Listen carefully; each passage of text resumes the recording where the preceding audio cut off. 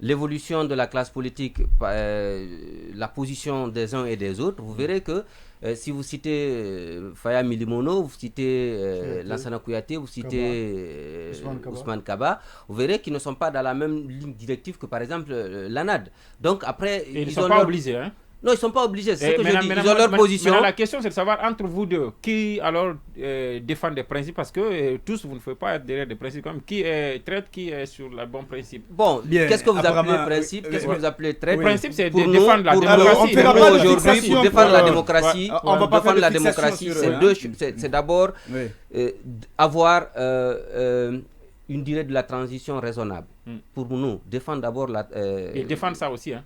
Oui, je dis raisonnable. D'accord. Quelqu'un qui vous dit moi je suis prêt pour 5 ans pour une transition, c'est pas une transition, ce n'est même pas un mandat. Ce n'est même pas un mandat. Le PD a parlé de 24 mois. Hein? Moi, j'ai pas vu ça écrit. Ah, ok. D'accord, j'ai pas vu ça écrit. Nous, au niveau de l'ANAD, on avait dit 15 mois. C'est-à-dire, normalement, si on nous avait écouté, bientôt, on allait passer aux élections présidentielles. Sans préparer? D'accord. Ben, on allait les préparer. À partir du mois d'octobre, quand on a donné notre mémo, si on déroulait le chronogramme en fonction du mémorandum que nous on avait déposé, je vous assure qu'on allait partir à ces élections libres et transparentes. Vous n'étiez pas trop pressé parce que vous pensiez que vous alliez... Bien, on va permettre... On n'est jamais pressé. À l'ANAD, on n'est pas pressé. Bien. Juste une relance. Mais oui, ça fait partie, oui, vas-y. À l'ANAD, on n'est pas pressé. On n'est vraiment pas pressé, mais on a donné un chronogramme qui, pour nous, était tenable. D'accord. Par rapport à ce chronogramme, je dis bien en partant du mois d'octobre jusqu'au 15 mois, c'était possible d'organiser. On n'était pas pressé.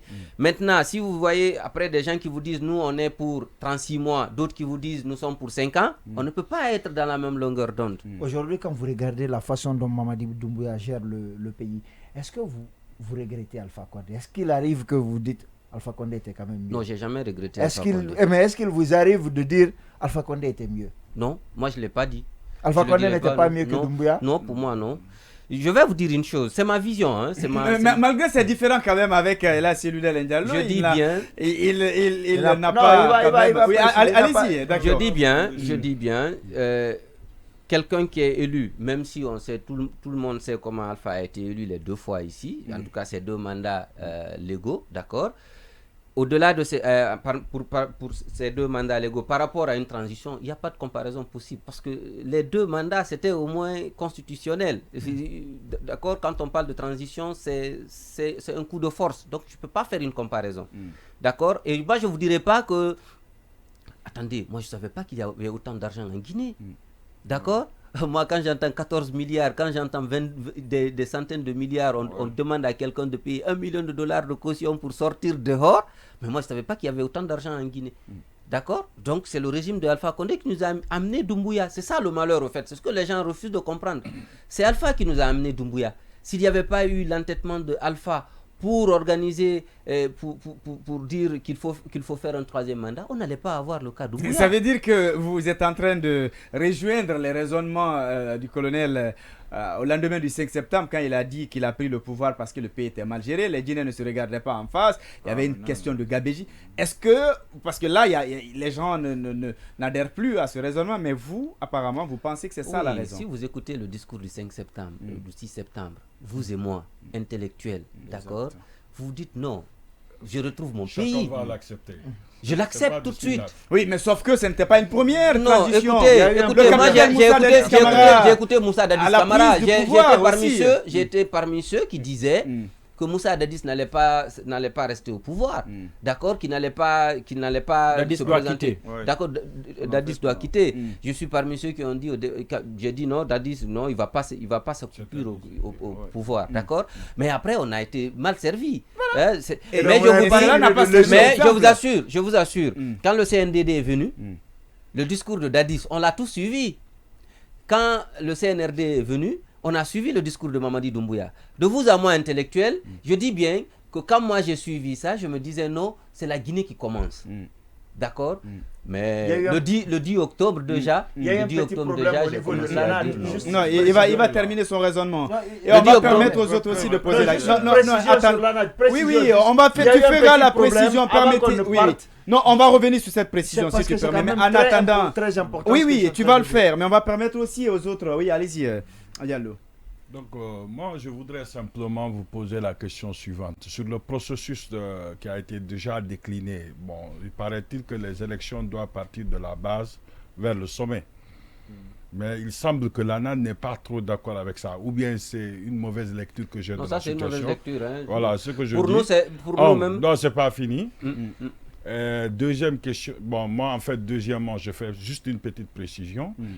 En fait, le discours de 5 et 6 septembre, c'est des gens qui tiennent au principe et qui continuent à tenir. Parce que, en réalité, le principe, c'était d'éviter la dictature.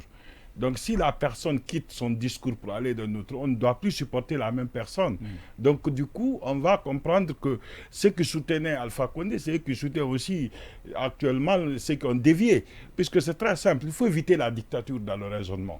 Donc, s'il s'attache, c'est le discours de 5 qui a été soutenu. Ce n'est pas une personne. Donc, je vous écoute pour la question. C'est juste Merci beaucoup. Moi, je voudrais par rapport à la situation de l'ANAD, pour nous-mêmes, aller de la base au sommet. Le processus électoral de la base au sommet, c'est l'idéal. Parce que après, ça déterminera, par exemple, moi, au niveau de l'ADR, quand on va faire les élections communales et communautaires, je suis sûr qu'au sein même de ma coalition, on saura quel est mon poids électoral. Et à partir de là, les législatives vont arriver, et puis voilà, on saura. Pour moi, les 15 mois, c'est comme ça que vous les avez conçus, puisque moi, je n'ai pas vu. Oui, les 15 mois, les 15 mois, comme ça. Parlant un peu voilà, d'après vous. Oui, en fait, nous, on a mis un mémo dans lequel on a édicté pendant les 15 mois comment le processus de la transition pouvait aller jusqu'à l'élection présidentielle. Parce que déjà, au départ, le colonel Mamadi Doumbouya avait dit qu'on allait partir de la base au sommet pour les élections. Donc, on a travaillé, le mémo a été travaillé dans ce sens-là. D'accord. Et pour vous appuyer par rapport à votre deuxième intervention, c'est effectif. C'est que c'est le discours du 5 ou 6 septembre que les gens ont accepté. C'est pas ce qui suit derrière. D'accord. Quand tu lis le discours du 5 septembre, tu es guinéen, tu es fier de l'écouter. Mais après, ce qui se passe derrière, tu n'es pas responsable. C'est pas parce que tu as applaudi le 5 septembre que forcément le 6 ou le 10 octobre qu'il faut applaudir. Oui, bien sûr, allez-y, Kalou. C'est M. Diallo, c'est ça? Bien sûr, allez-y, docteur. Docteur, moi j'aimerais savoir, parce que espérons que vous soyez reçu par le médiateur, est-ce qu'au sein de l'ANAD, l'abandon des poursuites judiciaires contre El Hassan Diallo serait une exigence? Ça, c'est une première question. Deuxième question, j'ai entendu dire Eli Kamano hier qu'il faille dissoudre bien des partis comme le FDG ou le RPG parce que ces partis auraient un soubassement purement ethnico-régionaliste. Que répondez-vous à ce monsieur? Reprenez votre première question. La première question, est-ce que l'abandon des poursuites judiciaires serait une exigence? Non, c'est pas une exigence. Pour nous, rencontrer le médiateur, on va rencontrer le médiateur avec notre souhait qu'il y ait un chronogramme bien déterminé de la transition, qu'il y ait une liste des membres du CNRD, d'accord? Nous, c'est ça notre exigence, qu'il y ait un cadre de dialogue consensuel où la classe politique va se retrouver avec les membres du CNRD et la société civile. Si nous, ça c'est acquis, le reste, ça se gère en interne. Nous, on est d'accord, on est encore confiant que notre leader, le président de l'ANAD, n'a rien à se reprocher par rapport au dossier de Air Guinée. Ça, je vous le dis en connaissance de cause, mais puisque c'est la justice qui est derrière, tout se définira à la justice. Maintenant, par rapport à votre deuxième inquiétude, sincèrement, j'aime pas trop commenter ceux qui aiment souvent aller à la soupe. D'accord? Moi, je vous regarde, je vous le dis. Tous ceux qui m'ont connu du collège jusqu'à maintenant, l'université, jusqu'à l'enseignement, les gens me connaissent. Tout ce qu'il y a eu ici comme mouvements sociaux depuis 2007, d'accord, je suis venu en politique par conviction. Je ne suis pas là pour me souper. Donc quand quelqu'un va dire qu'il faut dissoudre tel parti, que c'est sur base ethnique, quel est le parti en Guinée où il n'y a pas une majorité d'ethnie Il n'y en a pas. Il ne faut pas se cacher. Hein? Vous prenez tout de suite n'importe quel leader, vous verrez, la première personne à adhérer dans son parti, ce sont ses propres parents. Même en France, Macron, d'accord. c'est Même Macron, quand vous prenez le macronisme, c'est c'est d'abord ses amis. Il faut qu'on arrête ça dans ce pays. C'est-à-dire, normalement, quand ça prend une tournure, oui, maintenant, après, vous voyez des gens comme ça, comme Eli Kamano, qui se vendent parce qu'il va récupérer de l'argent avec le CNRD. Après, il sort dans les émissions. Pour moi, je suis ouvert à des débats comme ça. Hein. Je suis ouvert. Hein. Je dis bien 2007, quand ils ont tiré sur des gens ici, j'indexerai quelques-uns de ces leaders aujourd'hui qui se disent leaders, qui étaient là-bas. Avec nous, avec Rabia Tassera à l'époque, avec Fofana. Hein? Mokhtar, il est loin d'ici, Mokhtar Diallo de NFD. Et il peut vous dire qui je suis. D'accord? Donc, c'est tous ces mouvements sociaux que vous connaissez là. Je dis bien, j'ai été un des acteurs principaux de ces mouvements sociaux. Donc, je suis venu en politique par conviction. Je ne suis pas là pour commenter des gens qui disent qu'il faut dissoudre le RPG. Bien, oui, la précision de Yacine. Oui, alors, il y a eu un débat au sein de l'ANAD à la fin du régime d'Alpha Condé, lorsque Doumbouya venait fraîchement de prendre le pouvoir. Un débat s'est posé, c'était que de réclamer la victoire de l'ANAD et de demander à Doumbouya de restituer le pouvoir à Sello.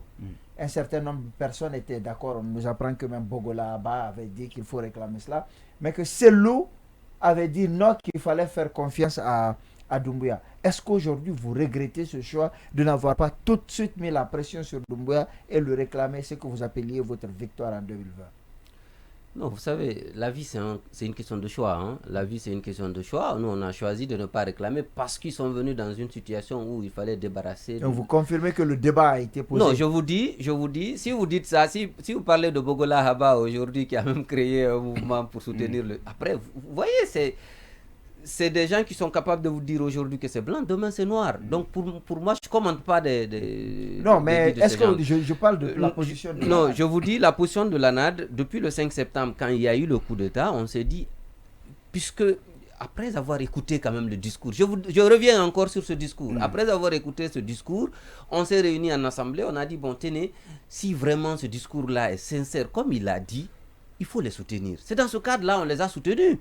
S'il y a à regretter, on regrette ce texte aujourd'hui parce qu'ils sont en train de dévier, ou ils ont carrément dévié de ce discours.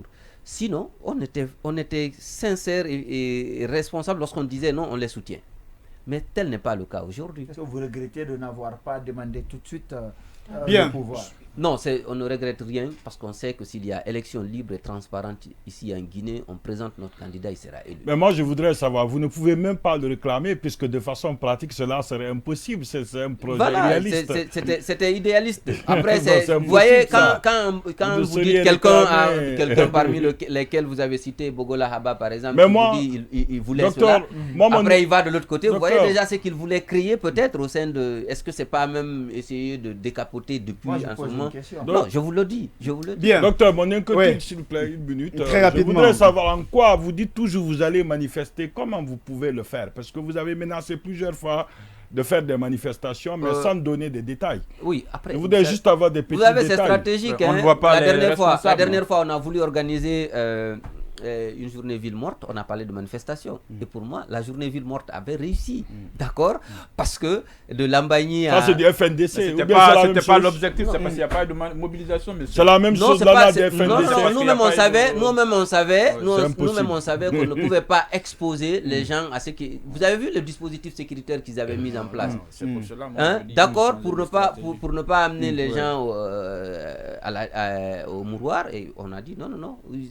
La stratégie, informons qu'il y aura une manifestation, mais travaillons dans le cadre d'une ville morte. Alors, pourquoi en fin de journée, l'ANAD n'a pas fait le compte rendu, c'est le FNDC? Pourquoi? Non, mais après, le mouvement, c'est un mouvement d'ensemble. D'accord? C'est un mouvement d'ensemble. C'est pas l'ANAD qui a appelé à manifester, c'est le FNDC. Et nous sommes un FNDC égale à FNDC. ANAD, si je comprends bien. Non, le FNDC n'est pas égal. Non, c'est juste pour la compréhension. Non, ce n'est pas la même chose. Bien. nous sommes des partenaires de. Vous du partagez FNDC. leur point de vue, leur partage leur inquiétude, point de mais vue c'est parce pas... que c'est un esprit et nous partageons cet esprit. Et nous vous sommes allez des citoyens. accompagner les manifestations à venir? Bien notamment... sûr qu'on va accompagner les manifestations. Allez-y, Tierno. Bon, j'imagine que vous vous ne direz pas que vous ne faites rien pour Cellou. C'est quand même un de vous qui se retrouve à l'extérieur du pays. Qu'est-ce que l'ANAD fait aujourd'hui pour sa situation? Je ne comprends pas.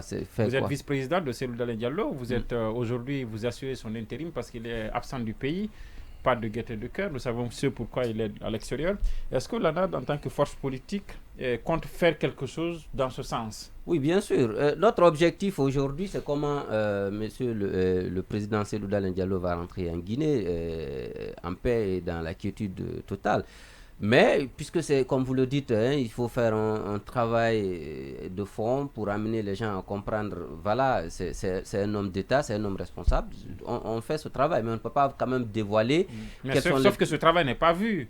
Oui, après, ne se fait. mais c'est comme si dites-vous demain, s'il rentrait ici et que soit il n'est pas inquiété ou il n'a pas de problème, ça veut dire que c'est un travail qui est fait déjà en amont. Non, mais sauf qu'on voit le RPG, ils sont quand même un peu droits dans leurs bottes. Ils disent qu'il n'est pas question d'aller à un dialogue pendant que Kassori et autres sont en prison. Mais vous n'en faites pas un objectif. Oui. Vous n'en faites pas une... Vous savez, la question, vous savez, le dialogue est un fait. Ce qui se passe au niveau de la CRIEF ou autre est un autre fait. Ah, ok. D'accord. Okay. Donc il faut dissocier les deux. Vous faites le distinguo entre les deux. Il faut faire le distinguo entre les deux. L'ANAD est prête, parce que c'est une alliance, à aller à un dialogue, même si Cellou est dans ses... Même s'il serait écarté. Mais est-ce que dans ce dialogue... Non, vous allez poser, non, je vous dis. Non, c'est pour les auditeurs, c'est pas pour moi. Peut-être comme ça. Voilà. Oui, parce que nous, après... Est-ce qu'aujourd'hui l'ANAD est dans les dispositions d'aller à un dialogue sans condition et de laisser Cellou avec ses... Non, pourquoi vous revenez toujours sans condition? Non, je n'ai pas parlé de condition. Nous en venant à un cadre de dialogue, bien sûr, si on a un écrit officiel qui nous invite à ce dialogue, c'est ça aussi, il faut que ça soit clair pour les gens. Il ne faut pas qu'on nous appelle au téléphone pour nous dire, bon, l'ANAD, vous êtes appelé. Si on a un courrier qui nous invite officiellement à assister à un dialogue avec le médiateur, par exemple, ou à une concertation avec le médiateur. Pas le médiateur, monsieur. Ma question, elle est précise. Le dialogue que vous cherchez à travers ce médiateur, parce qu'il est là, c'est pour ouvrir les portes du dialogue. Si ce dialogue est ouvert, est-ce que vous êtes prêt, peut-être pour rafraîchir votre mémoire, il y a l'honorable Aboubakar Sylla qui avait dit qu'il serait difficile de demander à l'UFDG d'aller à un dialogue, alors que Cellou est dans la situation qu'il est en train de vivre, et de demander au RPZ d'aller au dialogue alors que Kassori est en prison. Je demande à vous qui êtes aujourd'hui qui assurez le leadership de l'ANAD, est-ce que l'ANAD est prête à aller à un dialogue et laisser Cellou avec non, on ne le laissera pas. Ça, je vous reviens, je le dis encore, on ne le laissera pas. S'il y a le cadre de dialogue qui est établi, on posera nos conditions pour participer maintenant à ce cadre de dialogue. Mais aujourd'hui, notre bataille d'abord, c'est comment avoir un cadre de dialogue. Ouais. C'est ça notre bataille. Oui, parce que pourquoi j'ai posé la question, avant même que vous ne me receviez ici, les autorités vous font ces reproches-là. Ils disent d'ailleurs que toute cette radicalisation qu'il y a au sein de l'opinion n'est intervenue que quand la CRIEF a commencé à citer des noms, quand on a cassé des maisons, et donc ils estiment qu'il n'y a pas de crise politique. Ils estiment que c'est parce que certains sont inquiétés que vous mais en de faites vous à moi, vous savez que c'est pas vrai. L'ANAD a commencé à protester depuis. L'ANAD a commencé à protester depuis le mois de mars, pratiquement pour dire que la transition est en train de prendre notre volet. À l'époque, on n'avait pas cassé la maison du président Cellou, d'accord? Et vous-même, vous êtes là, vous êtes légaliste, je crois. Vous ne pouvez pas, une affaire ne peut pas être pendante devant la justice et on laisse la justice, on va casser une maison. Alors qu'à un moment, vous dites que c'est pas la même chose. Non, je vous dis, je vous le dis. Je vous dis maintenant, nous, notre position aujourd'hui, c'est d'abord comment obtenir le dialogue. Quand on obtient le cadre du dialogue, d'accord, c'est en ce moment, on va poser nos conditions pour participer à ce dialogue. C'est-à-dire l'abandon des poursuites contre Cellou. D'abord. Non, le principe d'abord. Laissez-nous obtenir le principe. Si on obtient le principe, vous nous poserez cette question et je viendrai vous répondre. Ah, parce que l'important, il y a le médiateur qui nous écoute parfois. D'accord. Ces services nous écoutent pour savoir ce que vous voulez. Il n'a qu'à nous mettre le cadre de dialogue. En ce moment, vous poserez la question, il va vous écouter par rapport à la réponse que je vais lui donner. Mais pour le moment, on veut avoir d'abord le cadre du dialogue. Bien. Et par rapport à tout ce qui se passe en ce moment, si vous devriez, puisqu'on est pris par l'OTAN, probablement le colonel Mamadi Doumbouya a certainement en train de suivre cette émission. Vous n'avez pas peut-être la possibilité de le rencontrer directement. Qu'est-ce que vous avez à lui dire concrètement par rapport à la gestion de cette transition, si vous suivez en ce moment? Pour moi, s'il me suit actuellement, je le regarde dans les yeux et je lui dis, colonel, revenez à votre discours du 5 septembre. C'est le seul principe qui pourrait changer ce pays, car la transition a pris une autre tournure qui n'est pas le discours du 5 septembre. Ça, c'est mon point de vue. C'est ma position aussi. Bien. Le nouveau gouvernement, piloté par le ministre Bernard Gomou, et qui remplace désormais le ministre